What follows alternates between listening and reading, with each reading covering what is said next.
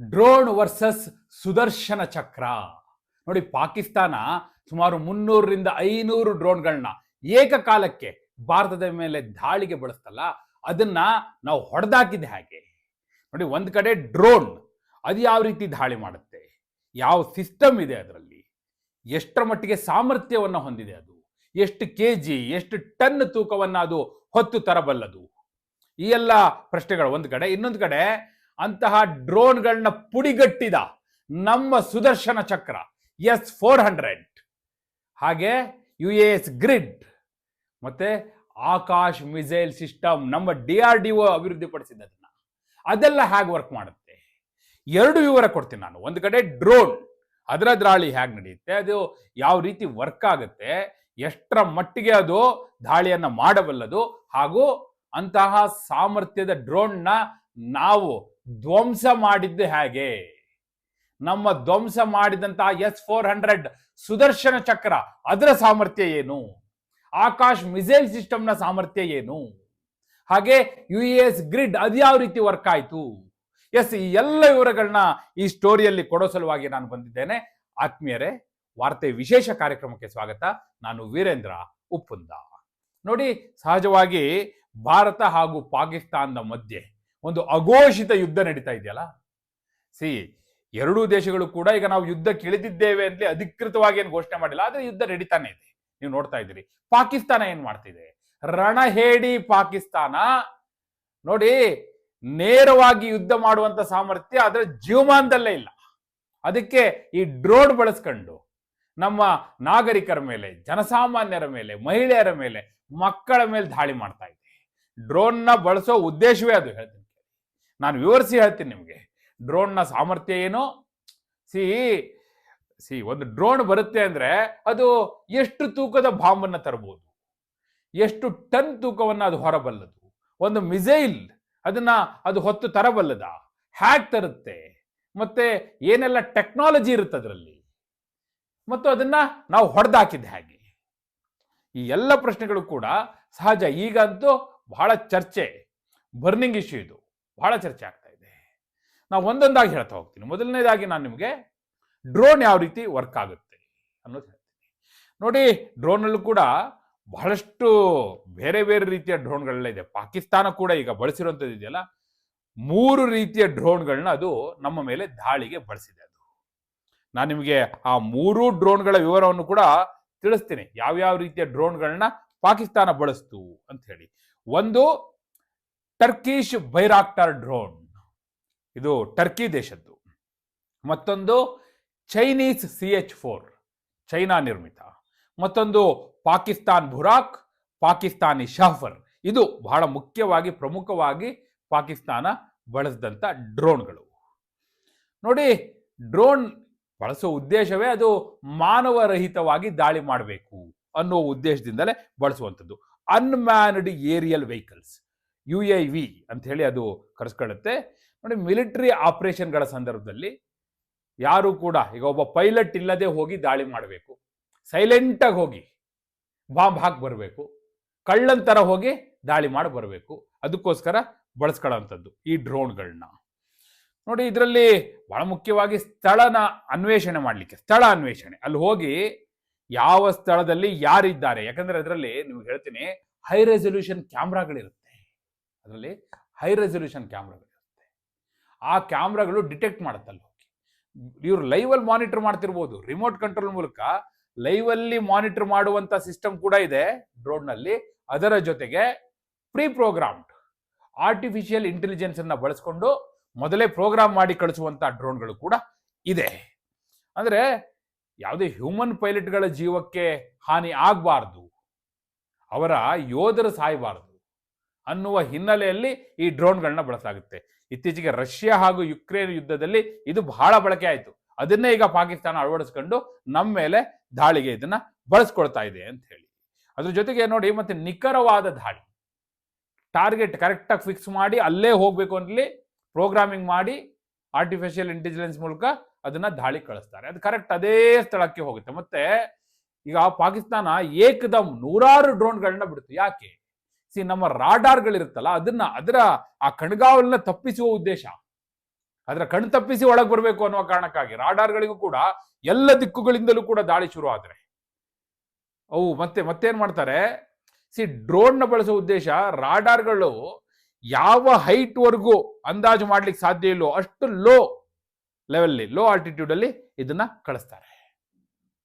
ಈ ಉದ್ದೇಶದಿಂದ ನಾ ಹೇಳದ್ನಲ್ಲ, ಕಳ್ಳನಂಗೆ ಸೈಲೆಂಟ್ ಆಗಿ ಬಂದು ದಾಳಿ ಮಾಡೋಗೋದು ಅಂತೇಳಿ, ಆ ರೀತಿಯ ಪ್ರಯತ್ನಕ್ಕೆ ಪಾಕಿಸ್ತಾನ ಕೈ ಹಾಕ್ತು ಅಂತ. ಹಾಗಾದ್ರೆ ಇದರ ಲಾಂಚ್ ಹೇಗೆ, ಇದನ್ನ ಹೇಗೆ ಕಂಟ್ರೋಲ್ ಮಾಡ್ತಾರೆ? ನಾನು ಹೇಳಿದೆ ರಿಮೋಟ್ ಕಂಟ್ರೋಲ್ ಸಿಸ್ಟಮ್ ಇರುತ್ತೆ, ಆರ್ಟಿಫಿಷಿಯಲ್ ಇಂಟೆಲಿಜೆನ್ಸ್ ಇರುತ್ತೆ ಅಂತ ಹೇಳಿದೆ. ಆದರೆ ಇದನ್ನ ಲಾಂಚ್ ಮಾಡೋದು ಗ್ರೌಂಡ್ ಸ್ಟೇಷನ್ಸ್ ಮೂಲಕ, ಬಹುತೇಕ ಗ್ರೌಂಡ್ ಸ್ಟೇಷನ್ಸ್ ಮೂಲಕ ಲಾಂಚ್ ಮಾಡ್ತಾರೆ. ಜೊತೆಗೆ ಏರ್ ಫೀಲ್ಡ್ನಿಂದ ಕೂಡ ಈ ಡ್ರೋನ್ಗಳನ್ನ ಲಾಂಚ್ ಮಾಡುವಂತ ಪದ್ಧತಿ ಇದೆ, ಅದೊಂದು ಪ್ರಕ್ರಿಯೆ ನೋಡಿ. ಮತ್ತೆ ಈ ಡ್ರೋನ್ಗಳು ರಾಡಾರ್ಗಳ ಕಣ್ ತಪ್ಪಿಸಬೇಕು ಅನ್ನುವ ಉದ್ದೇಶದಿಂದಲೇ ಏನ್ ಮಾಡ್ತಾರೆ, ಈ AI ಬೇಸ್ಡ್ ನ್ಯಾವಿಗೇಷನ್, GPS ಹಾಗೂ AI ಬೇಸ್ಡ್ ನ್ಯಾವಿಗೇಷನ್ಗಳನ್ನ ಬಳಸ್ಕೊಂಡು ಲೋ ಆಲ್ಟಿಟ್ಯೂಡ್ಸ್ ಅಲ್ಲಿ ದಾಳಿಯನ್ನ ಮಾಡ್ತಾರೆ ಅನ್ನುವಂಥದ್ದು.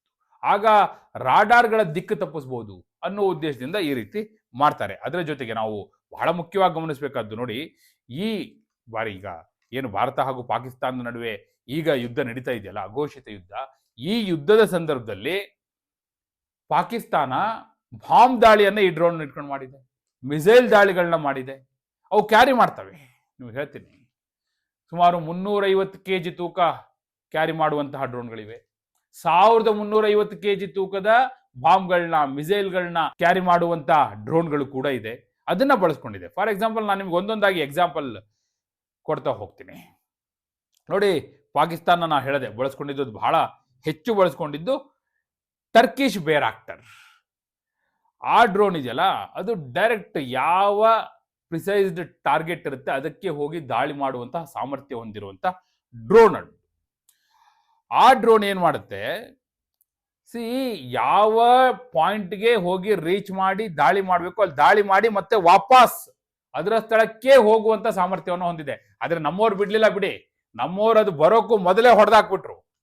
ನಮ್ಮ ಸುದರ್ಶನ ಚಕ್ರದ ಸಾಮರ್ಥ್ಯ ಇದೆಯಲ್ಲ, ಸಾಮಾನ್ಯ ಅಲ್ಲ.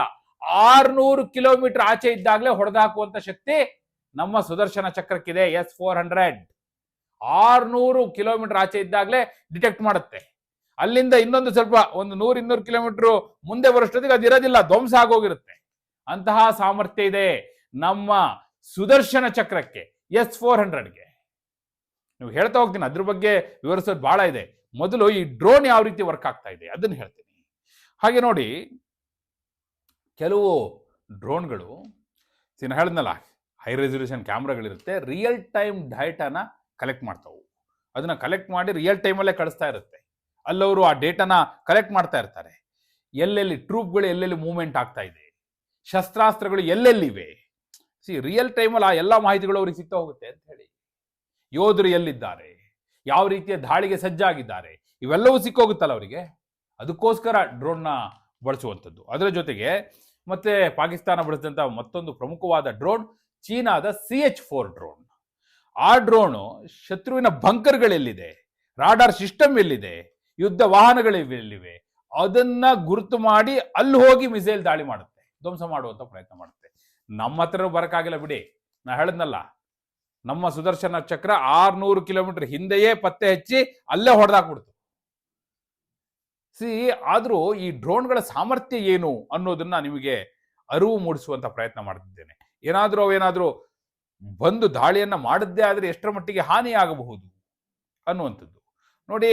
ಇವು GPS, ಕಮ್ಯುನಿಕೇಶನ್, ರಾಡಾರ್ ಇವೆಲ್ಲವನ್ನು ಕೂಡ ಜಾಮ್ ಮಾಡುವಂತ ಸಾಮರ್ಥ್ಯ ಹೊಂದಿರ್ತವೆ.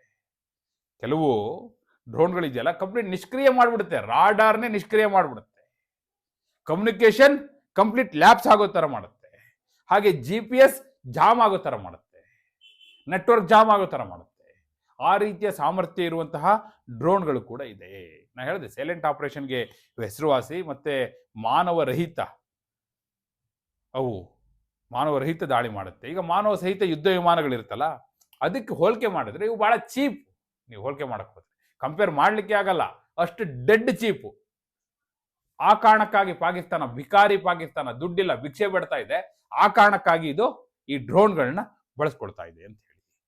ಹಾಗೆ ಈ ಚೈನೀಸ್ CH-4 ಇದೆಯಲ್ಲ, ಅದು ಸುಮಾರು 345 kg ತೂಕದ ಬಾಂಬ್ಗಳನ್ನ ಹೊರುವಂತಹ ಸಾಮರ್ಥ್ಯವನ್ನು ಹೊಂದಿರುತ್ತದೆ. ಹಾಗೆ ಟರ್ಕಿಶ್ ಬೈರಾಕ್ಟರ್ ಅನ್ನಲ್ಲ, ಆ ಡ್ರೋನ್ ಸುಮಾರು 1350 kg ತೂಕದ ಬಾಂಬ್ಗಳನ್ನ ಹೊರುವಂತ ಸಾಮರ್ಥ್ಯವನ್ನ ಅದು ಹೊಂದಿರುತ್ತೆ. ಮತ್ತೆ ಯಾಕೆ ರಾತ್ರಿನೇ ದಾಳಿ ಮಾಡ್ತಾರೆ ನೋಡಿ, ಕತ್ತಲಿರುತ್ತೆ, ಕತ್ತಲಿನಲ್ಲಿ ಡ್ರೋನ್ ಡಿಟೆಕ್ಟ್ ಆಗಬಾರ್ದು, ಶತ್ರುಗಳಿಗೆ ಡಿಟೆಕ್ಟ್ ಆಗಬಾರ್ದು, ಅವರ ಕಣ್ಣಿಗೆ ಕಾಣಿಸಬಾರ್ದು ಅನ್ನುವ ಕಾರಣಕ್ಕಾಗಿ ರಾತ್ರಿ ಈ ದಾಳಿಯನ್ನ, ಡ್ರೋನ್ ದಾಳಿಯನ್ನ ಮಾಡಲಾಗುತ್ತೆ. ಹೇಳದ್ನಲ್ಲ, ಕಳ್ಳಂತರ ರಾತ್ರಿ ಒಂದು ನುಗ್ಗಿ ಹೊಡೆಯಕ್ಕೆ ಪ್ರಯತ್ನ ಮಾಡುವಂಥದ್ದು, ಆ ರೀತಿಯ ಪ್ರಯತ್ನವನ್ನ ಈ ಪಾಕಿಸ್ತಾನ ಮಾಡಿದೆ. ಇದನ್ನ ಹೇಗೆ ಹೊಡೆದಾಕಿದ್ವಿ ನಾವು ಈಗ ಹೇಳ್ತೀನಿ ನೋಡಿ. ಈಗ ರಿಯಲ್ ಸಬ್ಜೆಕ್ಟ್ ಇರೋದು ಈಗ ನಮ್ಮ ಭಾರತ ಪಾಕಿಸ್ತಾನದ ಡ್ರೋನ್ಗಳನ್ನ ಪುಡಿಗಟ್ಟಿದ ಹೇಗೆ ಪತ್ರಗುಟ್ಟೋಯ್ತು ಪಾಕಿಸ್ತಾನ, ಅದನ್ನ ಈಗ ಹೇಳ್ತೀನಿ ನಿಮಗೆ ನೋಡಿ. ನಮ್ಮ ಸುದರ್ಶನ ಚಕ್ರ S-400 ನೋಡಿ, ಇದು ಸರ್ಫೇಸ್ ಟು ಏರ್ ಮಿಸೈಲ್ ಮೂಲಕ ಪಾಕ್ನ ಡ್ರೋನ್ಗಳನ್ನ ಧ್ವಂಸ ಮಾಡ್ತು. SAM, surface to air missile ಅಂತ ಅದನ್ನ ಹೊಂದಿರುತ್ತೆ ಈ ಸುದರ್ಶನ ಚಕ್ರ. ಇದು ನಾನು ಹೇಳಿದ ಹಾಗೆ 600 ಕಿಲೋಮೀಟರ್ ಆಚೆಯೇ ಇರುವಂತಹ ಡ್ರೋನ್ಗಳನ್ನ ಪತ್ತೆ ಹಚ್ಚಿ ಅದು 400 ಕಿಲೋಮೀಟರ್ ವ್ಯಾಪ್ತಿಗೆ ಬರೋಷ್ಟೊತ್ತಿಗೆ ಇರೋದಿಲ್ಲ, ಧ್ವಂಸ ಮಾಡಿ ಹಾಕಿರುತ್ತೆ. ಹಾಗೆ ಈ ಸುದರ್ಶನ ಚಕ್ರ ಡ್ರೋನ್ಗಳನ್ನ ಹೊಡೆದು ಹಾಕುವಂತ ಸಾಮರ್ಥ್ಯ ಹೊಂದಿರುತ್ತೆ, ಮಿಸೈಲ್ನ ಹೊಡೆದು ಹಾಕುವಂತ ಸಾಮರ್ಥ್ಯ ಹೊಂದಿರುತ್ತೆ, ಫೈಟರ್ ಜೆಟ್ಗಳನ್ನ ಧ್ವಂಸ ಮಾಡುವಂತಹ ಸಾಮರ್ಥ್ಯ ನಮ್ಮ ಸುದರ್ಶನ ಚಕ್ರಕ್ಕಿದೆ. ಅದಕ್ಕೆ ಹೊಡೆದಾಗಿದ್ದು ಪಾಕಿಸ್ತಾನದವರು 300 ಆದ್ರೂ ಕಳಿಸ್ಲಿ, 500 ಆದ್ರೂ ಕಳಿಸ್ಲಿ, ಧ್ವಂಸ ಈ ಸುದರ್ಶನ ಚಕ್ರದಿಂದ. ಇನ್ನು ಆಕಾಶ್ ಮಿಸೈಲ್ ಸಿಸ್ಟಮ್ ನಮ್ಮ DRDO ಡೆವಲಪ್ ಮಾಡಿರುವಂಥದ್ದು. ಇದರಲ್ಲಿ ರಾಜೇಂದ್ರ 3D ರಾಡಾರ್ ಇದೆ. ಈ ಆಕಾಶ್ ಮಿಸೈಲ್ ಸಿಸ್ಟಮ್ ನಲ್ಲಿ ರಾಜೇಂದ್ರ 3D ರಾಡಾರ್ ಇದೆ. ಇದು ಪತ್ತೆ ಹಚ್ಚಿಬಿಡುತ್ತೆ. ಹೇಗೆ ಅಂದ್ರೆ ಒಂದೇ ಬಾರಿಗೆ 64 ಟಾರ್ಗೆಟ್ಗಳನ್ನ ಪತ್ತೆ ಹಚ್ಚುವಂತ ಸಾಮರ್ಥ್ಯ ಈ ಆಕಾಶ್ ಮಿಸೈಲ್ ಸಿಸ್ಟಮ್ ಇದೆ. 12 ಮಿಸೈಲ್ಗಳನ್ನ ಏಕಕಾಲಕ್ಕೆ ಟಾರ್ಗೆಟ್ ಮಾಡುವಂತ ಸಾಮರ್ಥ್ಯ ನಮ್ಮ ಆಕಾಶ್ ಮಿಸೈಲ್ ಸಿಸ್ಟಮ್ ಇದೆ. ಅದಕ್ಕೆ ಪಾಕಿಸ್ತಾನ ಪತ್ರಗುಟ್ಟು ಹೋಗಿರೋದು. ಅವರ ಎಲ್ಲ ಡ್ರೋನ್ಗಳನ್ನ ಧ್ವಂಸ ಮಾಡಲಿಕ್ಕೆ ಕಾರಣವೇ ನಮ್ಮ ಸುದರ್ಶನ ಚಕ್ರ, ನಮ್ಮ ಆಕಾಶ್. ಅದರ ಜೊತೆಗೆ ಮತ್ತೊಂದಿದೆ, ಯಾವುದು? UAS ಗ್ರಿಡ್ ನೋಡಿ. ಇದರಲ್ಲೂ ಕೂಡ ರಾಡಾರ್ಗಳಿರುತ್ತೆ, ರೇಡಿಯೋ ಫ್ರೀಕ್ವೆನ್ಸಿ ಸೆನ್ಸಾರ್ಗಳಿರುತ್ತೆ, ಆಪ್ಟಿಕಲ್ ಕ್ಯಾಮ್ರಾ ಇರುತ್ತೆ, ಹೈ ರೆಸಲ್ಯೂಷನ್ ಕ್ಯಾಮ್ರಾಗಳಿರುತ್ತೆ, ಹಾಗೆ ಅಕಾಸ್ಟಿಕ್ ಡಿಟೆಕ್ಟರ್ಸ್ ಇರುತ್ತೆ. ಇವೆಲ್ಲವೂ ಕೂಡ ಎದುರಾಳಿಯ ಡ್ರೋನ್ಗಳನ್ನ ಧ್ವಂಸ ಮಾಡಲಿಕ್ಕೆ ಬಲಿಷ್ಠವಾಗಿರ್ತವೆ ಅನ್ನುವಂಥದ್ದು. ಇನ್ನು ಮತ್ತೊಂದು ಸಮರ್ ಅಂತ, ಇದು ಆಂಟಿ ಏರ್ಕ್ರಾಫ್ಟ್ ಗನ್ಸ್ಗಳು. ಅಂದ್ರೆ ಕೆಳ ಹಂತದಲ್ಲಿ ಬರುವಂತಹ, ನಾ ಹೇಳಿದ್ನಲ್ಲ, ಕೆಳ ಭೂಮಿಯಿಂದ ಹೆಚ್ಚು ಎತ್ತರಕ್ಕೆ ಹೋಗದೆ ಕೆಳ ಹಂತದಲ್ಲೇ ಬರುವಂತ ಡ್ರೋನ್ಗಳನ್ನ ಗುರಿ ಮಾಡಿಕೊಂಡು ಟಾರ್ಗೆಟ್ ಮಾಡಿ ಧ್ವಂಸ ಮಾಡುವಂತ ಸಾಮರ್ಥ್ಯ ಈ ಸಮರ್ಗಳಿಗಿವೆ ಅನ್ನುವಂಥದ್ದು. ನೋಡಿ, ಈ ರೀತಿ ಭಾರತ ಹೇಗೆ ಪಾಕಿಸ್ತಾನದ ದಾಳಿಯನ್ನ ಪುಡಿಗಡ್ತು ಅಂದ್ರೆ, ಧ್ವಂಸ ಮಾಡ್ತು ಅಂದ್ರೆ, ಈ ರೀತಿ ಸುಮ್ಮನೆ ಅಲ್ಲ. ಇಲ್ಲದೇ ಇದ್ರೆ ಅವ್ರು ಅಂದ್ಕೊಂಡಿದ್ರು ರಷ್ಯಾ ಯುಕ್ರೇನ್ ಸಂದರ್ಭದಲ್ಲಿ ಡ್ರೋನ್ ಬಳಸಿದ್ದಾರೆ, ನಾವು ಅದೇ ರೀತಿ ಡ್ರೋನ್ ಬಳಸಿ ಭಾರತವನ್ನ ಮುಗಿಸ್ಬಿಡೋಣ ಅಂತೇಳಿ. ಈ ಡ್ರೋನ್ ಇಂದ ಮುಗ್ಸಕ್ಕಾಗತ್ತೇನ್ರಿ ಭಾರತವನ್ನ? ನಮ್ಮ ಕೂದಲನ್ನು ಕೊಂಕಿಸ್ಲಿಕ್ಕೆ ಸಾಧ್ಯ ಆಗಿಲ್ಲ ಅವ್ರ ಕೈಯಲ್ಲಿ. ಆ ರೀತಿ ಹೊಡೆದಾಕಿದೀವಿ. ಅವ್ರು ಟಾರ್ಗೆಟ್ ಮಾಡ್ಕೊಂಡಿರೋದು ನಮ್ಮ ಜನಸಾಮಾನ್ಯರನ್ನ, ನಾಗರಿಕರನ್ನ, ಮಹಿಳೆಯರನ್ನ, ಮಕ್ಕಳನ್ನ, ಅವ್ರನ್ನ ಗುರಿ ಮಾಡ್ಕೊಂಡು ದಾಳಿ ಮಾಡ್ತಾ ಇದ್ದಾರೆ. ಇದಕ್ಕೆಲ್ಲ ಹೆದರ್ತೀವ ನಾವು. ನಮ್ಮ ದಾಳಿಯನ್ನ ಎದುರಿಸಲಾಗದೆ ಪಾಕಿಸ್ತಾನ ಪತ್ರಗುಟ್ಟು ಹೋಗಿದೆ. ಮತ್ತೆ ಹೇಳ್ತಾರವ್ರು, ಭಾರತದ ವಿರುದ್ಧ ನಾವು ಬಹಳ ಬಲಿಷ್ಠವಾಗಿ ದಾಳಿ ಮಾಡ್ತಾ ಇದ್ದೇವೆ, ಹಾಗೆ ಹೀಗೆ ಕೊಚ್ಕೋತಾ ಇದ್ದಾರೆ. ಇದು ವಾಸ್ತವ ಸ್ಥಿತಿ. ಇದು ಯಾವ ದಾಳಿನೂ ಮಾಡೋಕ್ಕಾಗಿಲ್ಲ. ಅವರ ಡ್ರೋನ್ಗಳೆಲ್ಲ ಡೆಬ್ರಿಸ್ ಆಗಿ ಬಿದ್ದಿದ್ದಾವೆ, ಇವತ್ತು ಅವಶೇಷಗಳಾಗಿ ಬಿದ್ದಿವೆ. ಅವೆಲ್ಲ ಪತ್ತೆ ಹಚ್ಚಿನೇ ಅಲ್ವಾ ನಾವು ಹೇಳಿದ್ದು. ಯಾವ್ಯಾವ ಡ್ರೋನ್ ಬಳಸಿದ್ದಾರೆ ಅಂತ ನಮಗೆ ಯಾಕೆ ಗೊತ್ತಾಗುತ್ತೆ? ಅವು ಡೆಬ್ರಿಸ್ ಆದ್ಮೇಲೆ ಗೊತ್ತಾಗಿದ್ದು. ಹೀಗೆ ಪಾಕಿಸ್ತಾನದ ಡ್ರೋನ್ ದಾಳಿಯನ್ನ ನಮ್ಮ ಭಾರತದ ಸೈನಿಕರು, ನಮ್ಮ ಸೈನ್ಯ ಈಗಾಗಲೇ ಸಂಪೂರ್ಣವಾಗಿ ನಿಷ್ಕ್ರಿಯಗೊಳಿಸಿದೆ, ಧ್ವಂಸಗೊಳಿಸಿದೆ. ಆ ಮೂಲಕ ನಾವು ಮೇಲುಗೈ ಸಾಧಿಸಿದ್ದೇವೆ. ಬಹುಶಃ ಭಾರತದ ಈ ಸಾಮರ್ಥ್ಯ, Sudarshan Chakra, Akash missile system, Samar, UAS grid, ಇದರ ಬಗ್ಗೆ ಏನು ಹೇಳ್ತೀರಿ? ಬಹುಶಃ ಭಾರತ ಎಲ್ಲ ರೀತಿಯಲ್ಲೂ ಕೂಡ ಸಿದ್ಧವಾಗಿ ದಾಳಿಯನ್ನ ಎದುರಿಸುವಲ್ಲಿ ಸಂಪೂರ್ಣವಾಗಿ ಯಶಸ್ವಿಯಾಗಿದೆ. ಇನ್ನು ಏನು ಮಾಡಬೇಕು ಅಂತ ಭಾವಿಸ್ತೀರಿ? ಬಹಳಷ್ಟು ಜನ ಹೇಳ್ತಿದ್ದಾರೆ, ನಾನು ಪದೇ ಪದೇ ಚರ್ಚೆ ಮಾಡ್ತಾ ಇದ್ದೀನಿ, ಪಾಕಿಸ್ತಾನವನ್ನು ಭೂಪಟದಲ್ಲೇ ಇಲ್ಲದ ಹಾಗೆ ಮಾಡಬೇಕು ಅನ್ನುವಂಥ ವಾದ ಇದೆ. ಅದಾಗಬೇಕು ಅಂತೀರ? ಎಸ್, ನಿಮ್ಮ ಅಭಿಪ್ರಾಯವನ್ನು ಕಮೆಂಟ್ ಮೂಲಕ ತಿಳಿಸಿ. ಹಾಗೆ ನೀವಿನ್ನು ವಾರ್ತೆ ಚಾನಲ್ನ ಸಬ್ಸ್ಕ್ರೈಬ್ ಮಾಡಿಲ್ಲ ಅಂದರೆ ಈಗಲೇ ಸಬ್ಸ್ಕ್ರೈಬ್ ಮಾಡಿ. ಧನ್ಯವಾದ.